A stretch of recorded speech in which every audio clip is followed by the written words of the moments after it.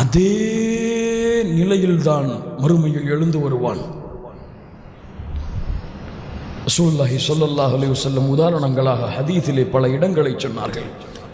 ஒரு கூட்டம் மஹ்ஷர் மைதானத்திலே எழுந்து வரும் பொழுது லப்பைக் அல்லாஹும்ம லப்பைக் லப்பைக் லா ஷரீக லக லப்பைக் இன்னல் ஹம்த வன் நிஅமத லக வல் முல்க் லா ஷரீக லக் என்று தல்பியாவை ஓதிக்கொண்டு வரும் எழுந்திருப்பார்கள். அவர்கள் யார்? யார்? ஹஜ்ஜிலே மரணமானவர்கள். சிலர் சுஜூதிலே இருந்து எழுந்து வருவார்கள். இவர்கள் யார்? சுஜூதிலே மரணமானவர்கள்.